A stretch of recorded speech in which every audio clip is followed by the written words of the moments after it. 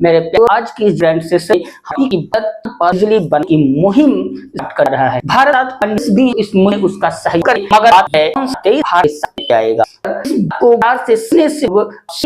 UPSC जो PSC की preparation नहीं कर रहे हैं, आप सभी का बहुत स्वागत है। प्यारे व्यूअर्स जो अपना कीमती समय निकाल करके हमारे वीडियोस को देखते हैं, लेक्चर को सुनते हैं और साथ ही अपने विचार भी हम तक पहुंचाते हैं। तो दोस्तों आइए विस्तार से समझते हैं आज के इस टॉपिक में किस तरीके से भारत यह कदम आगे बढ़ाने जा रहा है और भारत की महत्वाकांक्षा दिनों दिन किस तरीके से आगे बढ़ती जा रही है। तो सबसे पहली बात तो यह है कि भारत, चीन और रूस ये तीन देश मिलकर के अब चांद पर बिजली बनाने का कार्य शुरू करने जा रहे हैं और इसकी अगुवाई रूस करेगा। बात यह है कि रूस 2035 तक चांद पर अपना एक न्यूक्लियर पावर प्लांट लगाने जा रहा है और इसकी मुहिम भी चालू हो चुकी है। और इसमें सबसे पहली बात और सबसे बड़ी बात यह है कि रूस की जो सरकारी कंपनी है, यानी कि परमाणु निगम जो रूस का है, इसका नाम है रोसाटॉम, और रोसाटॉम ही अब यहां पर बिजली बनाने का कार्य करेगा। तो सबसे पहले आधा मेगावाट की बिजली का वहां पे उत्पादन किया जाएगा, जो कि 2036 तक पूरी तरीके से प्रारंभ हो जाएगा। अब बात यह है कि यह पावर प्लांट चंद्रमा पर क्यों बनाया जा रहा है,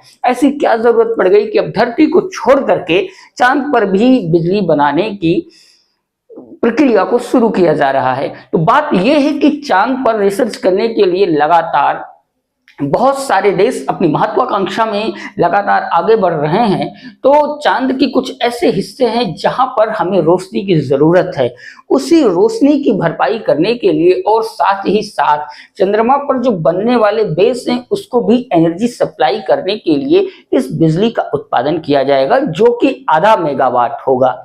अब बात यह है कि यह प्लांट 2036 तक पूरी तरीके से काम करने लगेगा।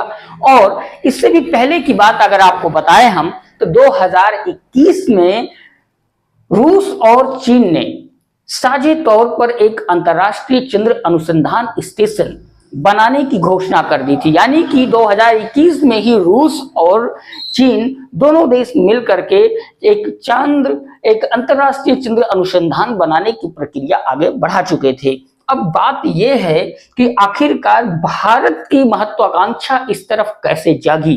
तो भारत का जब चंद्रयान 3 सफल होता है, उसकी सफल लॉन्चिंग हो जाती है, उसके बाद भारत का दूसरा यानी कि जो साउथ पोल है, चंद्रमा का जो साउथ पोल है, जो दक्षिणी ध्रुव है, उस पर जब चंद्रमा ने अपनी सॉफ्ट लैंडिंग कराई तो ऐसा करने वाला वह दुनिया का पहला देश बन गया।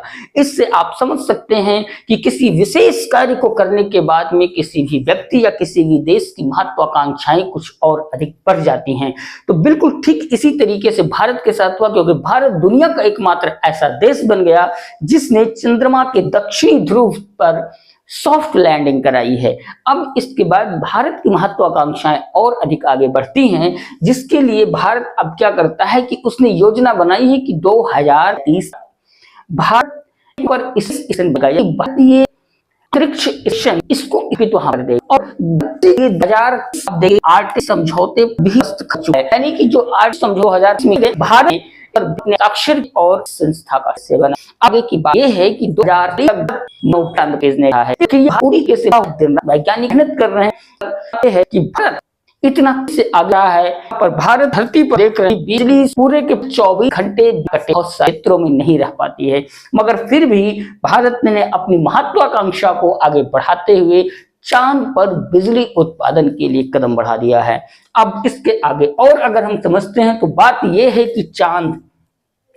चांद पर क्या है कि जो न्यूक्लियर एनर्जी है वो बहुत ही महत्वपूर्ण है। महत्वपूर्ण क्यों है, इसके पीछे मैंने आपको थोड़ा सा कारण बताया।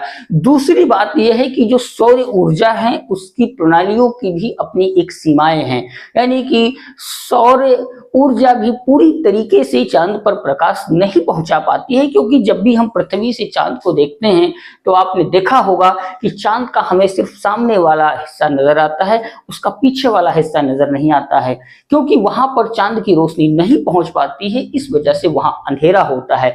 तो इस समस्या को दूर करने के लिए भी अब रूस चीन के साथ साथ भारत भी इस मुहिम में शामिल हुआ है और भारत भी चांद पर अपने व्यापक स्तर पर अनुसंधान करना चाहता है और इस क्षेत्र में भारत ने अपनी उपलब्धियों का लोहा भी मनवाया है, जिसको पूरी दुनिया मान चुकी है कि भारत किस हद तक वैज्ञानिक अनुसंधान को लेकर के चांद के क्षेत्र में कितना हद तक सफल रहा है और वह कितना हद तक आगे भी सफल होगा।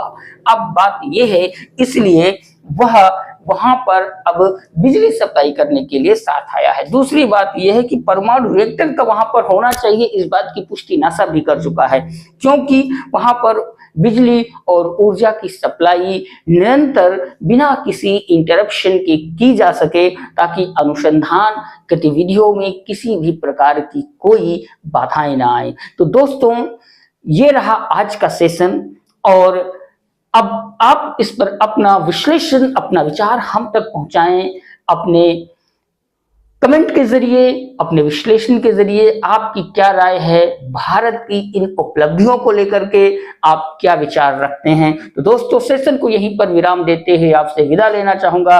तब तक के लिए आप व्यस्त रहें, मस्त रहें और अपनी तैयारी तब तक जारी रखें जब तक आप यूपीएससी को क्रैक नहीं कर पाते हैं।